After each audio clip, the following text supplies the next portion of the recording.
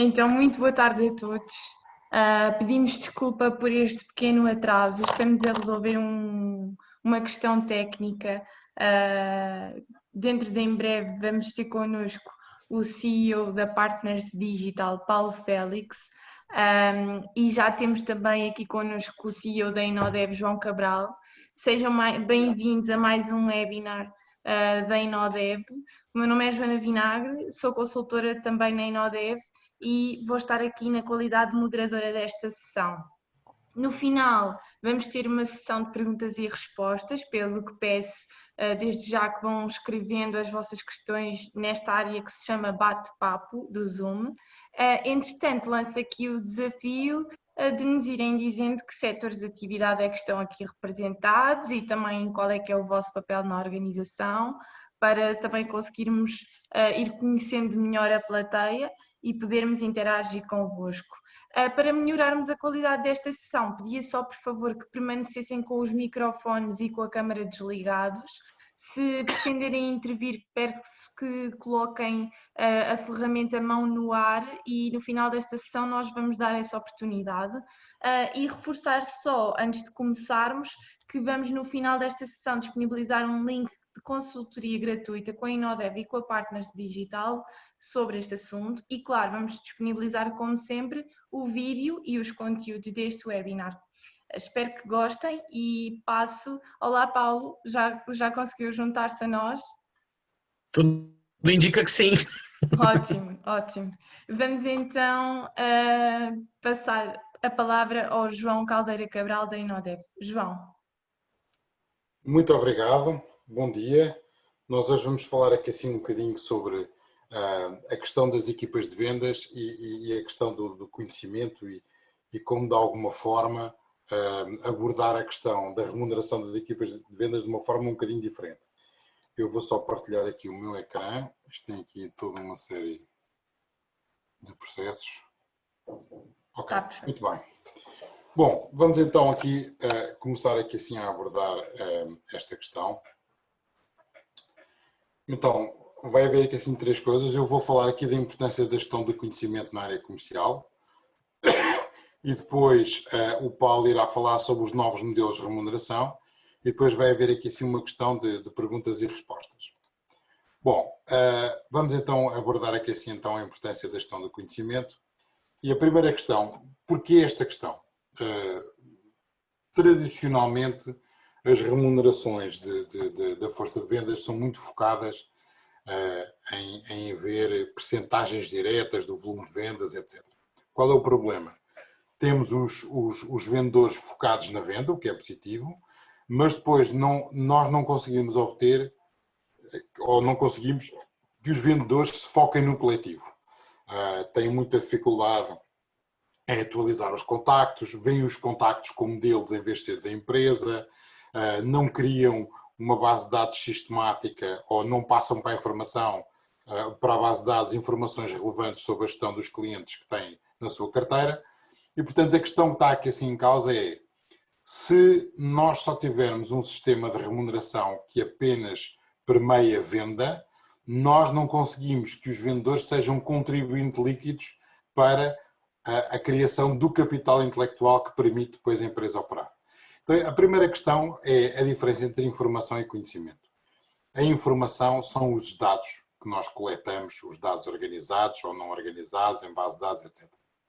Mas o conhecimento é que é fundamental, e o conhecimento é a capacidade ou o modelo que nós temos para interpretar aquela informação.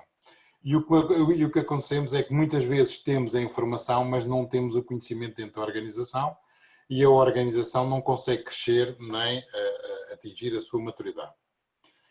Uma coisa muito interessante é, quando nós fazemos a avaliação de quanto é que vale uma empresa, o valor de mercado da empresa tem duas componentes importantes. A primeira, aquilo que a gente chama que é o capital financeiro, e a outra é o capital intelectual. Reparem, quando hoje em dia uma empresa na bolsa, por exemplo, a Microsoft tinha isso, era avaliada em 27 vezes o valor contabilístico. Isto quer dizer que, na realidade, o sistema financeiro representa um 27 avos, ou seja, consegue explicar um 27 avos do valor da empresa. Claro que nem todas as empresas são assim, mas quanto mais abstratas e mais intangíveis são as matérias, sobretudo na área da nova tecnologia, mais importante é a questão do capital intelectual face ao capital financeiro. E as empresas estão às cegas. Não têm informação, não têm métricas claras, não têm modelos que lhes permitam avaliar. Se nós falarmos, esta coisa do capital intelectual pode parecer um bocadinho vaga, mas não é. Ou seja, o que é que consiste o capital intelectual? Consiste numa parte que é o capital humano, que é a quantidade de pessoas que eu tenho e os skills que cada uma delas tem, que lhes permite fazer um conjunto de ações. E depois tenho o capital estrutural, que é o que é que eu tenho dentro da empresa que permite a essas mesmas pessoas produzir riqueza. E então no capital estrutural ainda tenho duas coisas, que é o capital de clientela ou o capital comercial, que tem a ver com a minha reputação, a minha carteira de clientes, etc. E o capital organizacional, que são todos os processos que eu criei, e o capital de inovação, ou seja, eu como empresa vou criando uma inovação, vou lançá-la no mercado e vou fazer outra e outra e outra. Ao final de algum tempo acumulei uma série de know-how sobre como lançar, como fazer inovação e como lançar produtos novos no mercado, o que também é um skill organizacional absolutamente vital, ainda por cima porque hoje a janela de lançamento de novos produtos é cada vez mais pequena. Portanto, estas são as subclasses do capital intelectual. E hoje em dia, provavelmente, sobretudo na economia moderna, esta parte é a parte que efetivamente acaba por criar mais valor acionista para a empresa. Outra coisa que também é interessante, que é nós tomarmos a consciência de que o conhecimento inteiro que existe numa organização não é apenas o que está escrito. Ou seja, do conhecimento total, há só uma parte que se consegue contar ou mostrar, ainda há uma parte mais pequena que está documentada, e dessa ainda há uma parte mais pequena que é aquilo que efetivamente as pessoas absorvem face à informação. E, portanto, isto leva-nos a que, assim, a uma categorização do conhecimento que existem duas classes, que é o tácito e o explícito. O explícito é o conhecimento que está escrito, é documentado, normas, todo esse processo que fica explicitado. O tácito tem a ver com, eu diria, quase a cultura da empresa, ou seja, o que é que está intrínseco, o que é que as pessoas sabem, embora não esteja explícito, elas sabem que é assim e tem muito a ver com a questão da cultura da empresa. Na realidade, o processo de amadurecimento do conhecimento e do capital intelectual da empresa, e aqui é importante porque o amadurecimento do capital intelectual é que faz com que efetivamente as empresas produzam riqueza. Tem um processo que é muito interessante em que nós começamos por haver uma série de conhecimento tácito que nós sabemos que existem relações, existem formas de saber as coisas.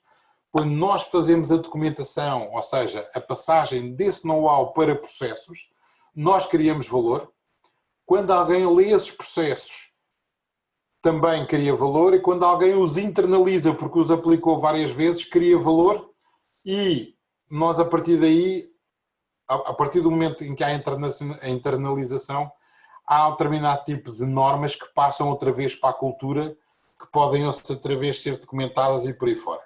E esta espiral, que se chama a espiral de Nonaka, que explica de alguma forma como é que as organizações crescem e conseguem criar o seu capital intelectual e amadurecê-lo de forma a facilitar o desenvolvimento da empresa e a criar também valor acionista. Quais é que são as vantagens da gestão do conhecimento? Primeiro, é a gestão da memória organizacional, que é uma coisa cada vez mais importante, sobretudo nas organizações no qual é muito importante as pessoas sentirem que aquela organização sabe de nós, sabe quem somos, quando lá aparecemos, há uma série de conhecimentos que ela sabe e que nos permite de alguma forma facilitar a nossa conexão com uma organização. A acessibilidade, a questão de nós conseguirmos aceder a dados rapidamente, a termos uma organização lógica, a conseguirmos de alguma forma organizar novos conhecimentos e difundi-los, ou seja, quando nós temos um novo conhecimento e o cristalizamos ou o explicitamos, é muito importante depois haver ferramentas para espalhar este conhecimento para o resto da empresa e, obviamente, com isto tudo aumentamos a nossa competitividade, sobretudo na área dos serviços. Okay? A questão que se põe a seguir é como evitar perder clientes com a saída de colaboradores. A questão que está aqui assim em causa, como nós falámos no início, é: eu tenho uma força de vendas, eu tenho um pós-venda e eles sabem um conjunto de coisas e têm relações com os clientes. A ideia é como é que eu crio um processo no qual as pessoas são incentivadas a partilhar a informação que elas têm sobre os clientes para ela passar a ser propriedade da empresa. Okay? E a nossa tese é que os sistemas de incentivos normais, hoje em voga, fazem com que não haja um incentivo claro por parte das pessoas das vendas a criar uma base de dados de conhecimento que depois se distribua pela empresa toda e que também apoie quando novas pessoas entram na empresa ou quando elas saem. Assim, nós temos aqui assim uma série de ferramentas que são importantes para a gestão do conhecimento. A primeira é a aprendizagem organizacional, ou seja, nós temos que criar momentos na gestão das pessoas, etc., para elas passarem de conhecimentos tácito a explícito e também de explícito a tácito, para criarmos a internalização da informação. Temos que fazer a gestão da informação de forma a ela estar acessível a toda a gente. Temos que ter uma parte de formação corporativa, com workshops, incentivos, etc., para que de alguma forma a pool total de know-how dentro da organização seja constantemente alimentada. Temos que ter uma inteligência competitiva, ou seja, que permanentemente nos compare com os nossos competidores para percebermos como é que nós podemos ganhar vantagens.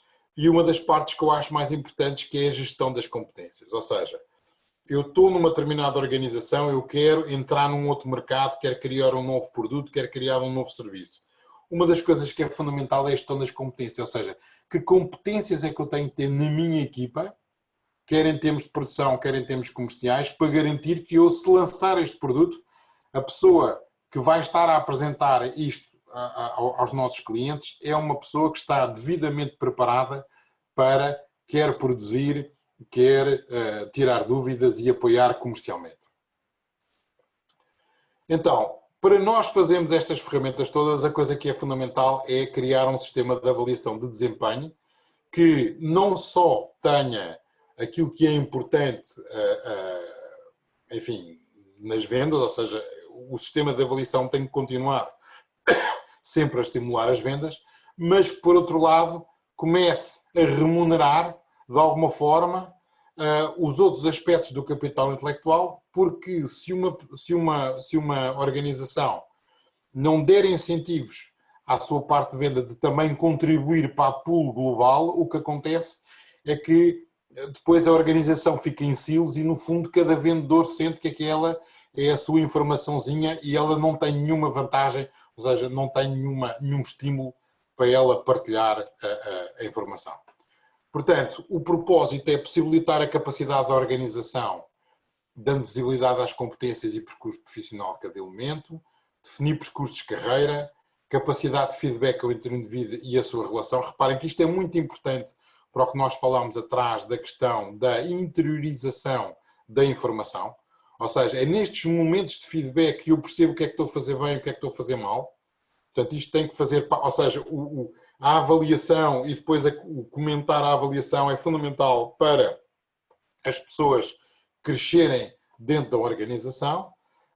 Outra coisa também que é a capacidade de definição de forma clara os desafios de cada um e depois alinhar os interesses individuais com a estratégia da empresa. Então, a nossa proposta em termos do processo da gestão das competências e da criação do processo individual é, primeiro, como é que eu vou definir claramente quais é que são as competências que cada um de nós vai ter como objetivo no final do ano, as competências que nós vamos adquirir. Então começamos por criar uma listagem de competências por funções, depois eu vou mapear qual é o know-how de cada uma dos elementos da equipa, mas sobretudo nas vendas, porque estamos a falar das vendas, o mapeamento das pessoas individualmente, que competências é que têm, e vocês reparem, eu se comparar as competências que eu tenho com as competências que eu devia ter ao definir as competências por função, eu vou, e fazendo isto através de uma autoavaliação e autoavaliação do grupo e da avaliação das FIAs, eu vou ter aqui um gap que me diz quão longe eu estou das competências que eu devia ter. E vocês reparem, nós ao definirmos as competências por função, nós estamos também claramente a concretizar uma estratégia de movimentação. Eu quero entrar num mercado novo, eu tenho que criar X pessoas que têm que saber deste e deste e deste assunto, e eu faço isto, ou seja, uma pessoa para estar nesta posição tem que ter estas competências. Mas eu depois de fazer este exercício, eu vou ter aqui um conjunto claro de gaps, ou seja, o que é que me falta para atingir as minhas competências e objetivos, e com este gap eu permito definir qual é o meu compromisso individual. Estão a ver? Portanto, este processo vai permitir que nós alinhemos as competências individuais de cada uma das pessoas que tem que atingir com o processo estratégico da empresa e da estratégia que ela quer atingir no mercado. Seguidamente, eu faço a avaliação das competências nos meus desafios anuais, depois faço uma avaliação mensal, depois revejo trimestralmente o que é que deu a avaliação mensal para corrigir e ter feedback do avaliador, e crio um relatório com plano de ação, e no final do ano avalio quer as avaliações mensais, quer os compromissos que eu tinha definido atrás anualmente, se eu atingia ou não as competências a que me propus. E, portanto, cá está, temos aqui a avaliação individual, tem uma componente anual e uma componente mensal. A componente mensal tem muito a ver com, efetivamente, o que é que eu faço todos os meses e a performance que eu vou tendo. A parte anual tem a ver que capital intelectual é que eu passei a ter eu como pessoa e o que é que eu contribuí para a pool global, e também os compromissos de competências que eu, no início do ano, acordei em vir a ganhar este ano. Portanto, isto depois dá, ou seja, a mistura destas avaliações mensais e anuais vai dar um prémio, que depois a seguir multiplicado pode ser X ordenados, a dividir por 1000 e um fator prémio. Por exemplo, algumas empresas que nós temos estado, o que dizem é dizer assim, ok, se globalmente, para nós afetarmos também, para as empresas, para cada uma das pessoas ser afetada pelos objetivos globais da empresa, podem ter aqui um fator que dizem assim, ok, se o lucro for mais, imaginem, do que 10%, então este fator prémio é 1,5. O que é que quer dizer é que, basicamente, o prémio ganha um fator de X%. E esta avaliação total, no final do ano, as pessoas podem no total ganhar 1000 pontos. Ok? E portanto, vocês estão a ver, isto é uma forma muito simples, nós temos isto feito tudo com folhas de Excel, etc. Mas reparem qual é a diferença. Em vez de estarmos só a remunerar a percentagem de vendas relativamente à parte dos comerciais, nós estamos aqui a criar fatores nos quais as minhas competências, o que eu aprendi, o que eu escrevi, o que eu contribuí para a pool global é também remunerado. E isto é que faz com que a gente tenha não só os vendedores focados na sua parte intrínseca, mas que eles também não estejam naquela parte individualista e que consigam contribuir para uma coisa mais global, que é a organização. E eu acho que isto também balanceia, do ponto de vista emocional e intelectual, a própria parte da motivação dos vendedores, que não são só motivados por motivação extrínseca, mas também por se sentirem parte de um todo e de partilharem parte dos objetivos coletivos. Eu agora vou passar aqui assim ao Paulo, no próximo ponto. Muito obrigada, João, pela sua intervenção. E tendo feito então aqui, terminado esta primeira parte, vamos então chamar aqui à conversa ao Paulo. Olá, Paulo. Consegue ouvir-nos? Agora Ok. eu acho que vocês me ouvem também. Está ótimo. Sim, perfeito. Tá ótimo. Muito bom. Vamos lá. Olha, em primeiro lugar, eu sempre presto muita atenção quando o João está a falar, porque é sempre um mini MBA, né? João, sempre bom, né? Sempre coisas novas que a gente aprende. Olha, eu quero comentar com vocês um pouco sobre alguns aspectos que decorrem de toda essa exposição inicial absolutamente pertinente que o João fez e que reflete muito do que nós vivemos hoje. O primeiro ponto que eu queria trazer tem a ver com os perfis de vendedores, né? Então, melhor, perfis de desempenho de vendedores. Esquece a indústria, o segmento, a localidade, praticamente independentemente disso. Existem 3 perfis de performance em vendas em qualquer organização de vendas. O primeiro grupo é o que a gente chama de estrelas, ou seja, são aqueles profissionais que sistemática e constantemente entregam ou os objetivos ou acima dos objetivos. Numa população dada, tipicamente é 10, dificilmente 15% do número de vendedores, né? Se você tem 10 vendedores, é 1, 2 no máximo. Com a amostra pequena pode ser um pouco mais, mas é 10 a 15% da população. Qual a característica desse cara? Se você não atrapalhar, vai dar tudo certo.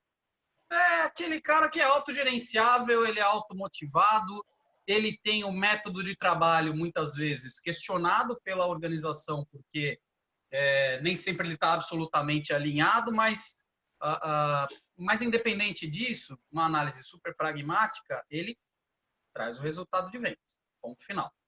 Depois, no outro extremo, um público que representa de 20% a 25%, são as interrogações, né? O que está lá na outra ponta e pensa que isso aqui é uma curva normal, né? O que está lá na outra ponta são exatamente aqueles profissionais que não entregam número. Entregam muito pouco. Para vocês terem ideia, eu tive acesso a uma pesquisa na semana passada e me ocorreu de trazê-la para cá. Infelizmente, não trouxe a fonte, mas 10% dos vendedores não chegam a entregar 10% da sua cota de vendas numa base anual. Isso é uma tragédia do ponto de vista financeiro e do ponto de vista de motivação do próprio profissional. Agora, essa interrogação aqui, ela pode se dever a vários fatores, as pessoas que estão aqui. Vão desde fatores de carteira de clientes, passando por capacitação, pode ter aqui casos de contratações de perfis incorretos, inadequados para a posição. Vai. Qual é o papel do executivo, do administrador aqui com as interrogações? Resolver as interrogações, né? Então, seja capacitação, seja realocação, seja mentoring, você tem uma série de estratégias que podem ser, se pode lançar mão aqui para você melhorar a performance dessa turma e trazê-los para o terceiro e último grupo, que é o grupo do meio. O grupo do meio representa de 60% a 80% do público de vendas. É o que eu chamo de formiga operária. Então, essa turma aqui, você tem tanto de um lado aquele cidadão que entrega lá 40% da cota, 100% no outro ano, 50% no outro, quer dizer, ele está sempre ali, né? Minha mussarela, minha calabresa. Do outro lado, você tem 80%. Então, ali, né? Entre 40% a 80% da cota numa base sistemática. Qual é a questão nesse público do meio, que são as formigas operárias? Formiga precisa de liderança, método, ferramenta. Fim. Então, quando nós ajudamos essas pessoas a performarem as suas atividades cotidianamente de maneira mais sistematizada, com boas ferramentas e com boa gestão, automaticamente nós fazemos com que a média dos médios suba. Essa relação é a relação que se busca, por exemplo, quando você vai implementar um CRM, essa é a abordagem correta. Você não implementa o CRM para o cara que é o... Você não implementa uma sistemática de treinamento para o Cristiano Ronaldo. O Ronaldo tem o treinamento dele. E ninguém atrapalha, porque vai dar tudo certo, né? Você monta uma sistemática de jogo para quem? Para os outros 20 profissionais do plantel. É para eles que você vai trabalhar. Em vendas é igual. Você trabalha aqui, ó, método, processo, né, ferramenta e gestão para as formigas operárias aqui.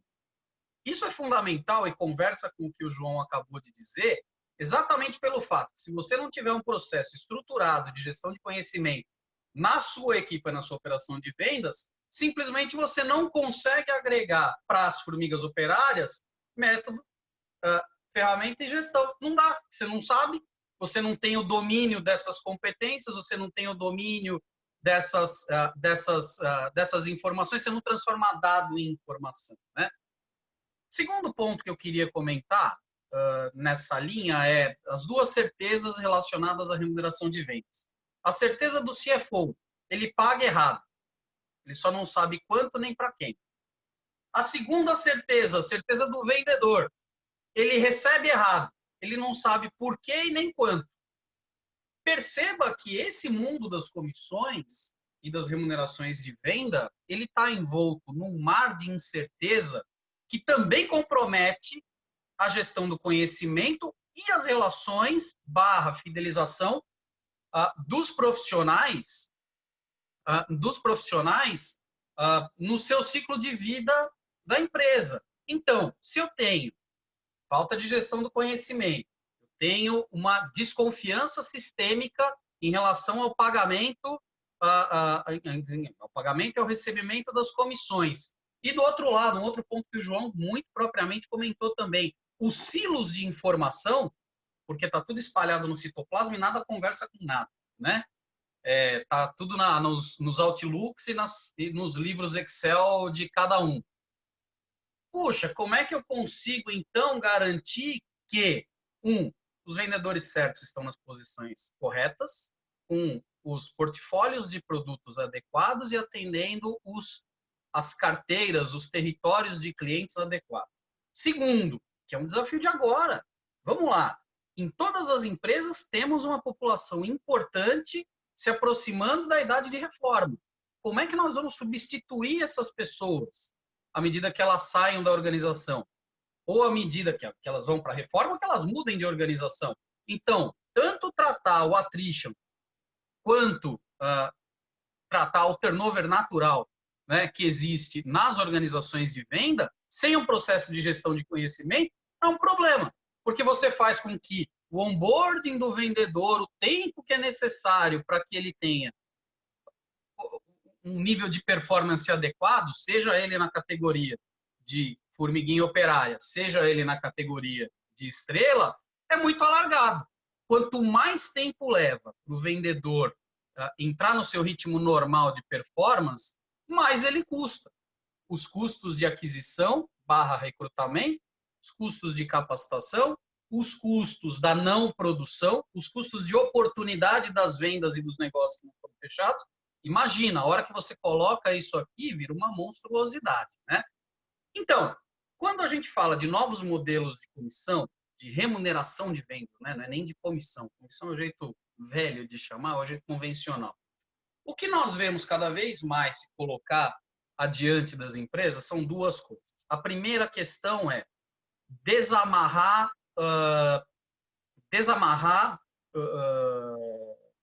a remuneração de vendas apenas do fator volume vendido, seja o volume medido em uma métrica de volume mesmo, né, ou seja uma métrica monetária, tanto faz. Mas acabar com essa regra de percentual puro e simples. Por quê? Porque o percentual puro e simples ele vai refletir só o final do funil de vendas.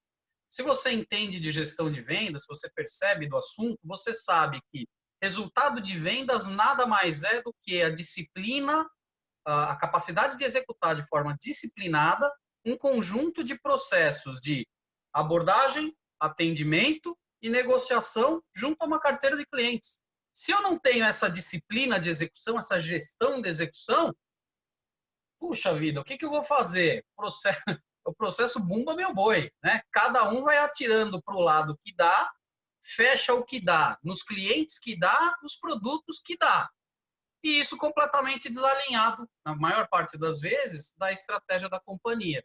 Na medida em que eu alinho os objetivos estratégicos da companhia para o ano, por exemplo, o ano é sempre uma boa janela de estabelecimento dessas metas. Depois, eu desdobro isso em dimensões de vendas, e óbvio que o resultado de vendas é um elemento fundamental na apuração do valor a pagar, mas também incluir métricas, quali ou quanti, que possam aferir a construção e a partilha de conhecimento do indivíduo para com a empresa ou para com a equipa, e formatar isso de uma forma que você amarre a remuneração a um indicador que não depende do valor vendido. Qual é o modelo mais simples e que tem ganhado mais tração nesse aspecto? É fazer com que a remuneração variável de venda seja um múltiplo da remuneração fixa, né? Então, você imagina, para facilitar, né? Um vendedor tem um salário bruto de 12, 13, 14 mil euros por ano, vai, por exemplo, né? Esse cara, se chegar no target, qual que é o target? A composição de cota de vendas e indicadores quali e quanti de gestão do conhecimento e execução. Ele vai ganhar mais 14 mil euros ao final de um ano, né? É lógico que tudo isso é muito bonito de falar e a gente não pode imaginar e nem propor a vocês que estão aqui conosco e nos deram o prazer da sua presença, de que, primeiro, seja uma transição fácil. Isso implica numa mudança cultural, né? Eu acho que o primeiro aspecto que você tem que ter em conta é isso. Você tira o vendedor da zona de conforto e começa a pedir coisas novas para ele. Mas, na realidade, você não está pedindo coisas novas. Você já pede. Você já pede para ele cuidar do cliente. Você já pede para ele interagir com a administração para resolver problemas, portanto, satisfação. Você já pede para ele atualizar o CRM, portanto, construção do conhecimento, um elemento. Todas essas coisas são pedidas. Na maior parte das vezes, elas não são feitas. Por quê? Porque não falta, de um lado, disciplina de gestão, e do outro lado, falta percepção por parte do vendedor de que aquele esforço, aquele tempo, aquela atividade vão ser adequadamente refletidas, de um lado na avaliação de desempenho, do outro lado na sua remuneração variável. Para fechar a minha intervenção, a gente poder passar a sessão de perguntas e respostas, eu vi que teve algumas perguntas aqui, depois a Joana vai cuidar disso.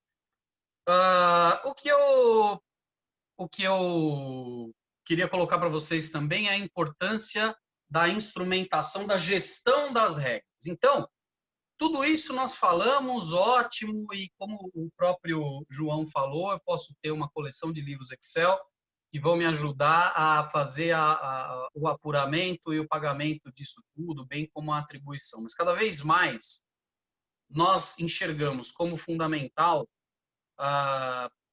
obviamente que isso não é para todas as empresas, né? Mas, sei lá, se você começa a ter uma equipe a partir de 10 vendedores, 15 vendedores, já começa a ser importante, né?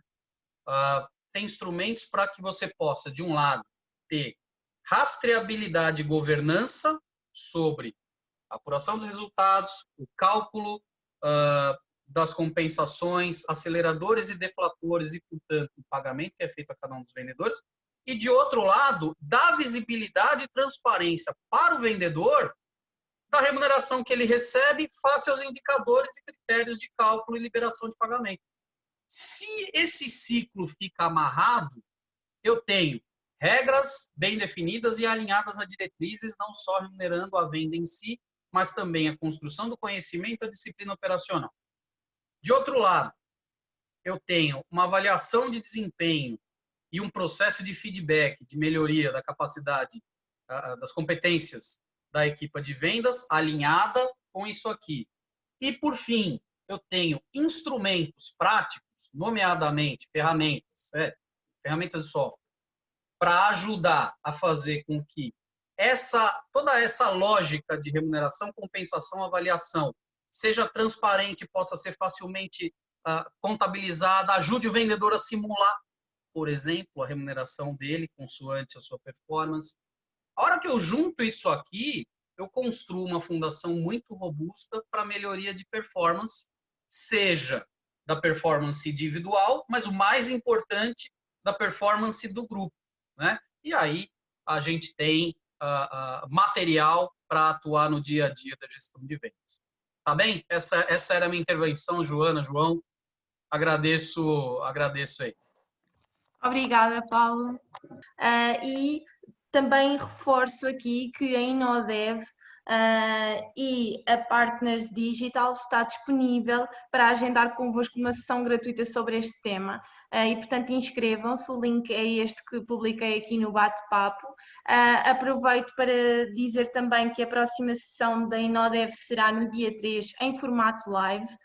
Teremos um novo conceito que se chama Innovation Talks, onde ficam desde já todos convidados, será através da plataforma do Facebook.